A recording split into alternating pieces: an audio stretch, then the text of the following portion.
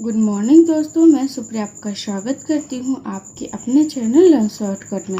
दोस्तों, पिछले सेशन में हमने स्पेशल क्लास के रूप में एमटेस्ट 2019 में पूछे गए एंटोनिम्स का डिस्कशन किया था। साथ ही साथ दोस्तों सारे वर्ड्स का हम लोगों ने हिंदी अर्थ भी जाना था। लेकिन दोस्तों हम लोग रेगुलर बेसिस पे मेंसुरेशन अर्थात क्षेत्रमिति 2D के बारे में पढ़ रहे थे, जो कि समाप्त हो चुका था। इसका लिंक दोस्तों आपको ऊपर आई बटन और नीचे डिस्क्रिप्शन में मिल जाएगा। आज के इस सेशन में हम लोग मेंसुरेशन अर्थात क्षेत्रमिति 3D के बारे में बेसिक कॉन्सेप्ट के साथ साथ इम्पोर्टेंट क्वेश्चंस और इम्पोर्टेंट ट्रिक्स को भी देखेंगे। इसलिए दोस्तों इस वीडियो के अंत तक बने रहिए। तो चलिए दोस्तों, बिना समय नष्ट किए हुए चलते हम लोग आज के अपने इस सेशन की तरफ। दोस्तों आज के इस सेशन में हम लोग सबसे पहले घनाभ के बारे में पढ़ते हैं दोस्तों। ठीक है, तो घनाभ देखिए, कोई भी एक आयत है, ठीक है, सेम साइज का आयत के ऊपर आयत, आयत के ऊपर आयत रखते चले जाइए तो उससे जो आकृति बनती है दोस्तों वही घनाभ होता है दोस्तों। अर्थात इसके आमने सामने की भुजा क्या है, एक दूसरे के बराबर और समानांतर होती है। ये भुजा जो है इसके बराबर और समानांतर होगी, ये भुजा जो है इसके बराबर और समानांतर होगी। बेसिकली दोस्तों यही हमारा आयत होता है और इसके ऊपर सेम साइज का हम लोग आयत के आयत ऊपर रखते जाइए। और इसकी अगर ऊंचाई h है तो ठीक है, ये लंबाई हो गया l, ये चौड़ाई हो गया b, और ये जितना आपने इसके ऊपर जितना डाला है, जितने भी आयत डाले हो तो उससे जो मोटाई होगा अर्थात ऊंचाई वो हो गया h। ठीक है दोस्तों, तो ये हो गया आयत। ठीक है, आयत के ऊपर आयत रख के ये जो है घनाभ कहलाता है, क्यूबॉइड कहलाता है।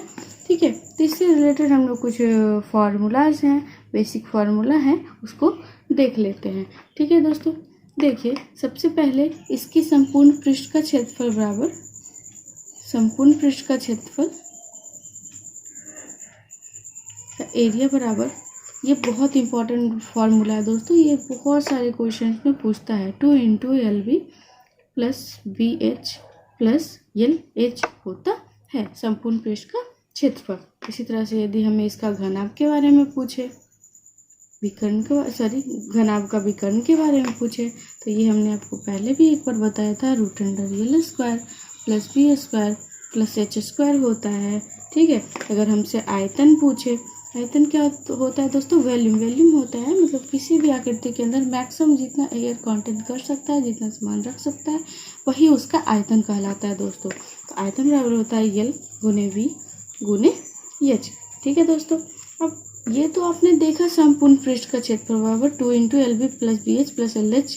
ठीक है, लेकिन यदि हमें वक्र पृष्ठ का पूछे, मतलब आप एक कल्पना कीजिए दोस्तों, 3D को समझने के लिए अच्छे से आपको थोड़ा सा कल्पना करना पड़ता है दोस्तों। ठीक है, तो एक आयत है, आयत के ऊपर आयत हम रख रहे हैं, तो ये हमारा जो भुजाएं है वो 6 भुजाएं होंगी इसमें। तो ऊपर का अर्थात तल और फ्लोर को छोड़ करके जो बीच में किसी रूम के बारे में आप सोच लीजिए दोस्तों, अगर वो आयताकार क्षेत्र है तो वो एक तरह का घनाभ है दोस्तों। ठीक है, चारों दीवारी का क्षेत्रफल, ठीक है, क्योंकि उसमें सतह का क्षेत्रफल और फ्लोर का क्षेत्रफल छोड़ करके जो चारों दीवारी का क्षेत्रफल है उसको हम लोग वक्र सतह का क्षेत्रफल कहते हैं। तो आपको हमने पहले भी चारों दीवारी का क्षेत्रफल बराबर बताया था, या फिर आप इसको बोल सकते हैं वक्र पृष्ठ का क्षेत्रफल। ठीक है, वक्र पृष्ठ का क्षेत्रफल बराबर एरिया बराबर क्या बताया था हमने, 2 × LH प्लस BH, क्योंकि हमारा जो है पृष्ठ का और फ्लोर का दोनों का क्षेत्र इसमें ऐड नहीं होगा, ये हमारा वक्र पृष्ठ का क्षेत्रफल, या फिर आप इसको बोल सकते हैं चारों दीवारी का क्षेत्रफल बराबर होता है। ठीक है दोस्तों, अब इसमें आपको एक चीज़ और समझना है दोस्तों कि देखिए कोई भी एक आयत है, कोई भी एक घनाभ है, तो इसका जो सबसे निकटवर्ती भुजा होगा क्या होगा। देखिए अगर हम लोग, आप कल्पना दीजिए, ये हमारा पहला पृष्ठ है, सबसे ऊपर का पृष्ठ है, तो इसमें देखिए ये हमारा लंबाई है, ठीक है, और ये क्या हो जाएगा हमारा, ये हो जाएगा हमारा चौड़ाई। तो निकटवर्ती क्या हो गया, एडजेसेंट आप कह सकते हैं इसको, एडजेसेंट फेस बराबर क्या हो गया, LB हो जाएगा, BH हो जाएगा और LB हो जाएगा। ठीक है दोस्तों, ये हमारा एडजेसेंट फेस या फिर सबसे निकटवर्ती क्षेत्र कहेंगे, आप इसको समझ सकते हैं। देखिए ये जो है पृष्ठ का आयत है, इसके ऊपर आयत के ऊपर आयत रखा गया है, तो इसकी कंडीशन में ये लंबाई है, ये इसका चौड़ाई है, तो निकटवर्ती क्षेत्र क्या होगा, L और B। उसी तरह से सारे पृष्ठों में होता है दोस्तों। ठीक है दोस्तों, चलिए अब हम लोग इम्पोर्टेंट क्वेश्चंस को देखते हैं ताकि आप इससे रिलेटेड फार्मूला को अच्छे से समझ सकें। देखिए दोस्तों, आज हम लोग इस सेशन का पहला क्वेश्चन देखते हैं। बोल रहे एक घनमका बक्से की लंबाई 6 मीटर है, चौड़ाई 5 मीटर है और ऊंचाई 3 मीटर है। तो संपूर्ण पृष्ठ का क्षेत्रफल क्या होगा, विकर्ण क्या होगा और आयतन क्या होगा, ये हमें निकालना है। ठीक है दोस्तों, तो अर्थात यल, बी और एच हमें दिया गया है और हमें जो है संपूर्ण पृष्ठ का क्षेत्रफल, विकर्ण और आयतन निकालना है। ठीक है, तो आपको पता होगा कि संपूर्ण पृष्ठ का क्षेत्रफल बराबर अर्थात एरिया बराबर क्या होता है, 2 into L B H plus L H. ठीक है, तो चलिए हम लोग को एल मालूम है, बी मालूम है और एच मालूम है, तो हम लोग सभी का मान पुट करते हैं और इसे निकाल लेते हैं। तो 2 into 6 into 5 plus 6 into 3 plus 3 into 5। ठीक है, चलिए इसको सॉल्व कीजिए। 2 इंटू 63 अर्थात 126, ये हमारा मीटर स्क्वायर, क्योंकि हमारा मान जो है मीटर में दिया था। संपूर्ण पृष्ठ का क्षेत्रफल हो गया। अब देखिए विकर्ण अर्थात डायगोनल, डी बराबर होता है root under L square plus B square plus H square. ठीक है, तो चलिए इसमें भी सारे का मान पुट करते हैं। जब हम लोग मान पुट करेंगे तो 6 का स्क्वायर, 5 का स्क्वायर प्लस 3 का स्क्वायर। जब आप लोग इसको सॉल्व कीजिएगा तो रूट अंडर 70 है दोस्तों। तो इससे क्या निकलेगा, 64 काट निकलेगा, 0.4 मीटर लगभग में निकल जाएगा दोस्तों। ठीक है, हमने संपूर्ण पृष्ठ का क्षेत्रफल और विकर्ण तो ज्ञात कर लिया है। अब हमें क्या ज्ञात करना है, आयतन। तो आपको पता होगा आयतन अर्थात भी बराबर वॉल्यूम बराबर होता है एल गुने बी गुने एच, अर्थात 6 गुने 5 गुने 3, 6 30, 30 90 मीटर इसका वैल्यू हो गया दोस्तों।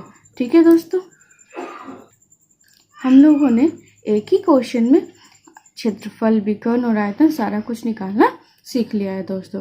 चलिए अब हम लोग देखते हैं अगला क्वेश्चन। चूँकि दोस्तों यह क्वेश्चन बेसिक क्वेश्चन था, तो अब हम लोग थोड़ा सा स्टैंडर्ड बढ़ाते हैं और देखते हैं अगला क्वेश्चन और इम्पोर्टेंट क्वेश्चन। दोस्तों वो क्वेश्चन जो भी मैं आपको बताने वाली हूँ, वो क्वेश्चन दोस्तों प्रीवियस ईयर क्वेश्चन ही है। ठीक है, तो चलिए हम लोग उसको देखते हैं। देखिए दोस्तों, अब हम लोग देखते हैं अगला क्वेश्चन। बोल रहा है एक घनाभ के 3 सतहों के विकर्ण 13, रूट अंडर 281 और 20 यूनिट है। तो घनाभ का संपूर्ण पृष्ठ का क्षेत्रफल क्या होगा।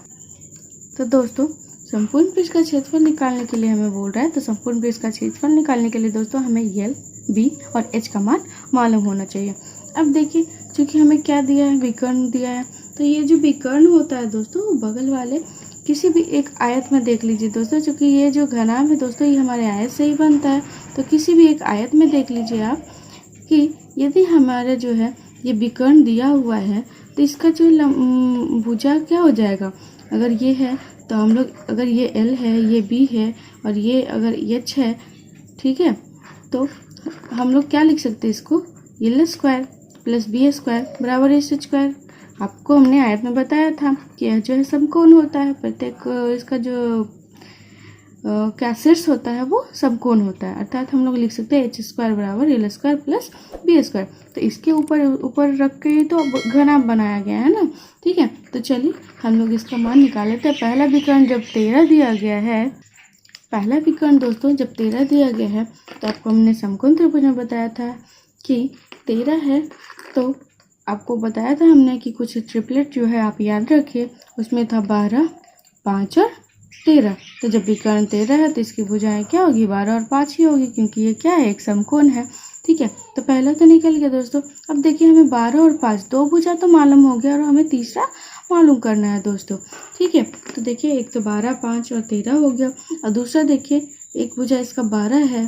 ठीक है, और हमें क्या दिया है, एक 20 दिया है। ठीक है, तो देखिए अगर हम लोगों को इससे एच निकालना हो तो हम लोग इससे अगर हमें यल निकालना हो तो हम लोग H square minus B square बराबर एल स्क्वायर लिख सकते हैं कि नहीं लिख सकते हैं। अब देखिए एच का मान, विकर्ण का मान तो हमें मालूम है 20। ठीक है, तो 20 का स्क्वायर अर्थात 400 माइनस बी स्क्वायर एक भुजा तो हमें मालूम है कि 12 होगा। ठीक है, तो माइनस 144 बराबर क्या लिख सकते हैं हम लोग, एल स्क्वायर लिख सकते हैं। ठीक है, तो 400 में से 144 गया तो 256, अर्थात हमारा एक भुजा क्या हो जाएगा, 16 दोस्तों इसमें थोड़ा सा आपको अनुमान लगाना पड़ेगा दोस्तों। आप इसे अगर ऐसे निकालोगे तो बहुत ज़्यादा समय लगेगा। इसलिए दोस्तों हमने आपको पहले भी बताया था कि आप लोग कुछ अंकों के लिए ट्रिपलेट याद रखिए। जब आपको ट्रिपलेट याद होगा तो आपको ये कैलकुलेशन करने की आवश्यकता नहीं होगी। तो आप इसको डायरेक्ट बता सकते हैं। 13 बोल रहा है विकर्ण तो इसकी भुजा क्या होगी 12 और 5। अगर 20 बोल रहा है विकर्ण तो इसकी भुजा क्या होगी 12 और 16। ठीक है, तो इस तरह से हमें तीनों भुजा मालूम हो गया दोस्तों। यल, बी और एच तीनों का मान हमें मालूम हो गया। एक हो गया 16, दूसरा 12 और तीसरा 5। ठीक है दोस्तों, तो चलिए अब हम लोग को क्या पूछ रहा है, संपूर्ण पृष्ठ का क्षेत्रफल पूछ रहा है। तो संपूर्ण पृष्ठ का क्षेत्रफल अर्थात एरिया बराबर जानते हैं आप लोग 2 × LB + BH + LH होता है। ठीक है, चलिए हम लोग इसको सॉल्व कर लेते हैं। 2 × 192 + 60 + 80। देखिए 12 × 25 = 60, 16 × 25 = 80 और 12 × 16 192। ठीक है, तो चलिए इसको सॉल्व कीजिए। 2 × आप इसको ऐड कर लीजिए।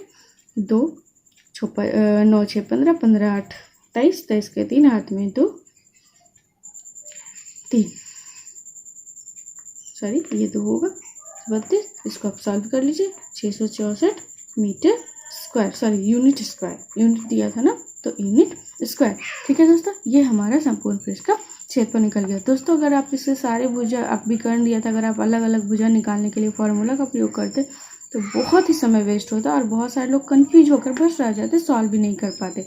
इसलिए इस तरह का क्वेश्चन को थोड़ा सा पेशेंस रखें, थोड़ा सा कॉमन सेंस रखें और फटाक से सॉल्व कर लीजिए। ठीक है दोस्तों, तो चलिए अब हम लोग देखते हैं अगला क्वेश्चन। दोस्तों हम लोग देखते हैं अगला क्वेश्चन। बोल रहा है एक बॉक्स जो है घनाकार है। सबसे छोटा किनारा जो इसका 20 सेंटीमीटर है, सबसे बड़ा जो है वो 40 सेंटीमीटर है। तो घनाभ का आयतन क्या हो सकता है। देखिए दोस्तों, क्योंकि हमें दो तो मालूम है, एक 20 है और दूसरा क्या है 40 है। ठीक है, अब देखिए जो तीसरा भुजा है हमारा, तीसरा किनारा है, वह जो है मैक्सिमम मिनिमम कितना छोटा हो सकता है, मिनिमम जो है 20 के बराबर हो सकता है। ठीक है, तो अगर मान लीजिए कि 20 के बराबर है या फिर 20 से थोड़ा बड़ा है, क्योंकि ये सबसे छोटा दिया है, तब इस कंडीशन में इसका आयतन क्या होगा। क्योंकि यल, बी और एच है, अर्थात 3 को गुना 8 दूनी 16, सॉरी 4 दूनी 8, 8 दूनी 16 जो है ये 16,000 से क्या होगा बड़ा होगा। ठीक है, क्योंकि सबसे छोटी भुजा 20 है। अब देखिए, अब दूसरे कंडीशन क्या हो सकता है, ये तो 20 और 40 कंफर्म है, ठीक है, निश्चित है।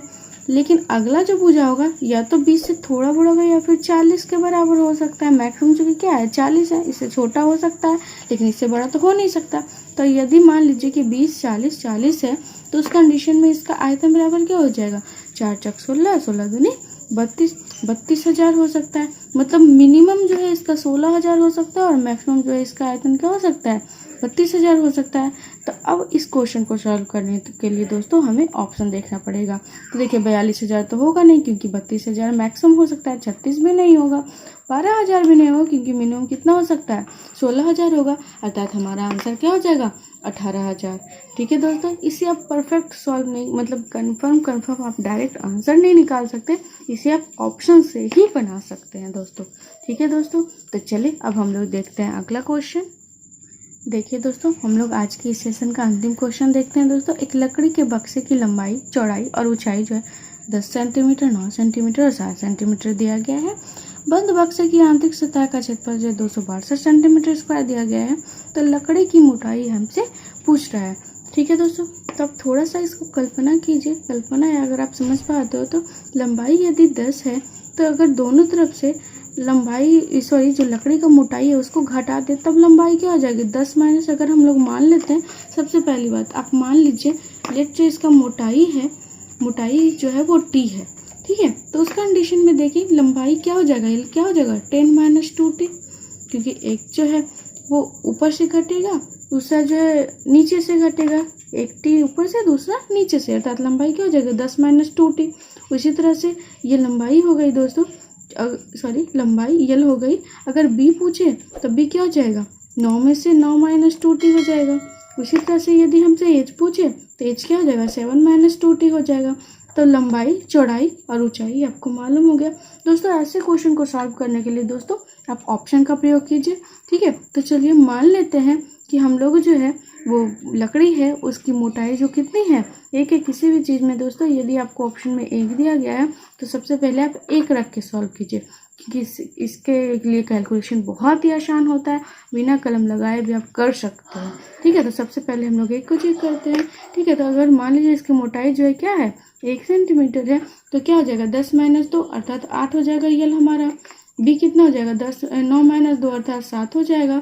और एच कितना हो जाएगा 7 - 2 अर्थात 5 हो जाएगा। तो यल बी और एच तो मालूम हो गया दोस्तों। ठीक है, अब हमें क्या पूछ रहा है निकालने के लिए, आंतरिक सतह का क्षेत्रफल मालूम है, तो हमें पूछ रहा है आंतरिक सतह का क्षेत्रफल अगर हमें दिया हुआ है तो लकड़ी की मोटाई क्या होगी। अब सोचिए दोस्तों, ये हमारा भुजा का सारा का तो लंबाई निकल गया दोस्तों, लेकिन हमें लकड़ी का मोटाई जो हमने 1 माना था वो सही है नहीं, इसे चेक करने के लिए दोस्तों चूंकि क्षेत्रफल का मान दिया गया है तो क्षेत्रफल के मान पर चेक कर लेते हैं। तो एरिया बराबर क्या होता है 2 × L × B अर्थात 8 × 7 अर्थात 56 प्लस B × H अर्थात 35 प्लस 8 × 5 अर्थात 40, ये 56 है दोस्तों।